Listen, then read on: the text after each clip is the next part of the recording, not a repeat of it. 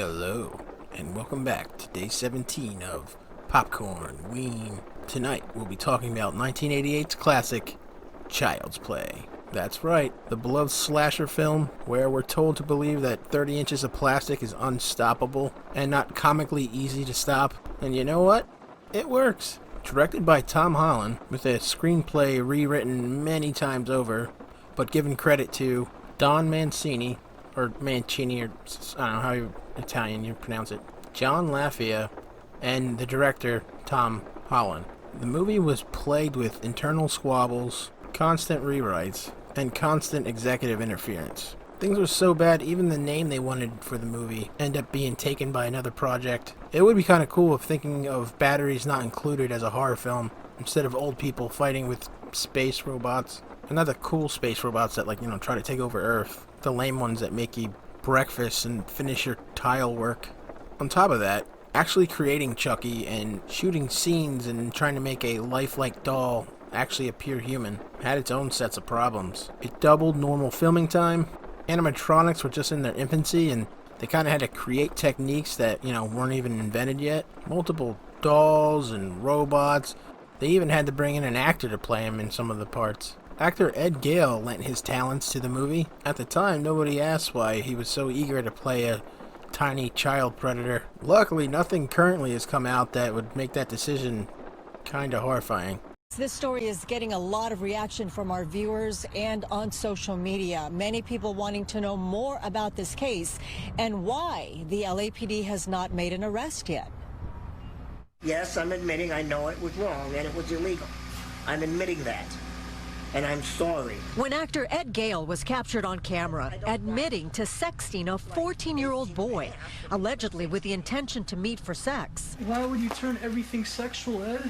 Because this is a whole hookup in the making. Some of his former fans weren't the least bit surprised. Honestly, I was just happy to see him get caught. Jonathan, a New York resident, was a minor when he first saw the 1988 horror movie Child's Play.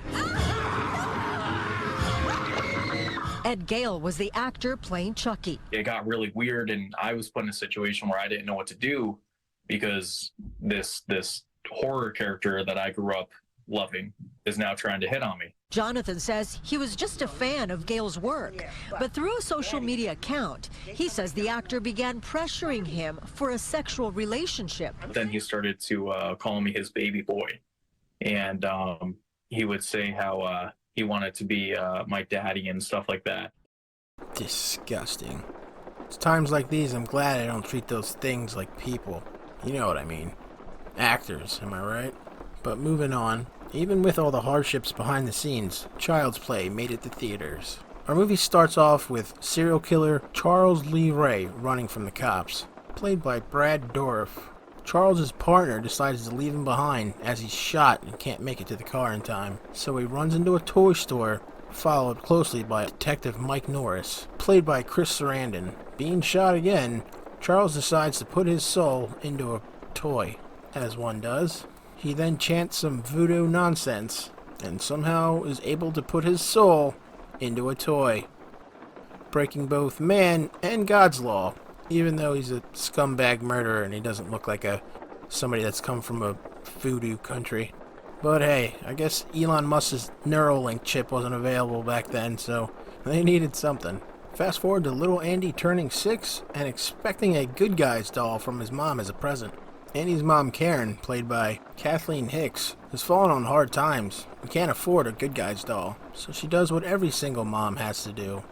Resort to back alley illegal doll sale to get her son what he wants. She gives little Andy the doll, and he says his name is Chucky.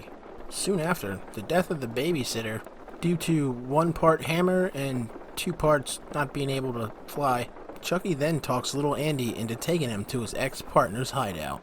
And the reunion is explosive. See what I did there? I made light of a guy dying horribly in an explosion. We like to have fun around here. Andy and Chucky are picked up by the police, and they convince Karen that maybe they should let their little psychopath stay in the hospital with that whole everyone dying around them thing. So she leaves and takes Chucky with her.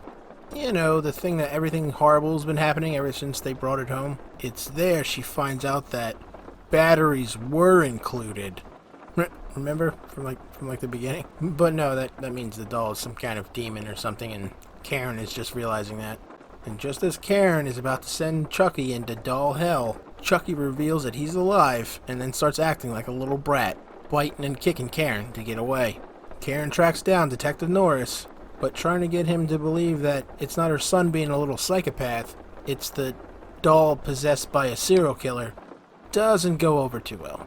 So she has the great idea of going to the person she bought the doll from in the first place. And things go, let's just say if Detective Norris didn't step in, this would have been a lot darker movie. Karen tries to tell him that the doll is possessed by the soul of Charles Lee Ray, but Detective Norris isn't having it. Lucky for Karen, Chucky tries to kill Detective Norris and gets a bullet for his trouble. Chucky, not really knowing what's going on with his new body, decides to visit his last friend, who happens to be the voodoo priest who taught him all his nonsense. And instead of taking over the world with his voodoo magic, he lives the life of what looks like a cashier at a Dollar Tree. Say no to voodoo, kids. Anyway, Voodoo Man tells Chucky the longer he stays in the body, the more human it will become, and he'll be stuck in it. Realizing voodoo doesn't pay, his friend tries to stop Chucky, but apparently Chucky saw this coming and had a little voodoo doll waiting. Chucky tortures his old friend, and he gives it up that he's going to have to put himself in Andy. Phrasing. He's going to have to put his soul in Andy. That doesn't sound much better, but you know what I mean. Chucky then finishes off his friend and goes towards Andy. Karen and Detective Morris show up moments later, and they find out to kill Chucky, they gotta blast his little plastic heart out. And while trying to go after Andy in the hospital, Chucky adds to his body count, but Andy gets away. Chucky chases Andy back to his home and plays whack-a-mole with his head. Child abuse aside, it's not the greatest idea to give your new host brain damage before you move in. And right as Chucky's about to complete the ritual, Karen gets there just in time to stop it. I guess being a Karen isn't always bad. Oh, snap, I went there. What follows is probably the longest and most hilarious, drawn-out death I've ever seen committed to film. Chucky doesn't die once. Not once, not twice, but thrice. And there you have it, 1988's Child's Play. The original cut was 2.5 hours long, but test screenings and executives were like, no, that's not going to happen. So they cut a lot of the Chucky scenes out, and they made it more like a Jaws theme, where they build more suspense, where you don't actually see him doing the things, but, you get that feeling of mystery and anticipation. Making the scenes where you actually see the animatronics and everything that much cooler, because they haven't overdone it. And it worked. The budget for Child's Play was $9 million, and they ended up breaking in about $44 million, which is a huge success at the time. Spawning a bunch of sequels, remakes, reboots, TV series. I mean, this really launched the whole making a childhood toy scary. This movie really paved the way for toy-based horror, for scary movies like Annabelle, Puppet Master, The Boy, Toy Story, all of them. People are still freaked out by Chucky dolls to this day.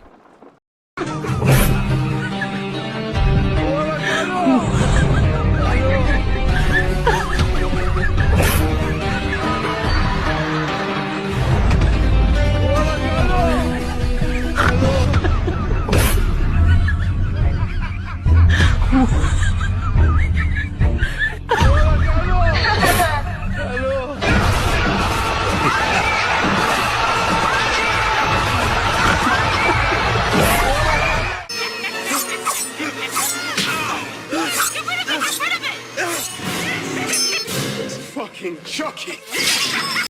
But there you go. If you haven't seen it, you must have been living under a rock or something. Go check it out. It's that time of year, and I'll scare you later.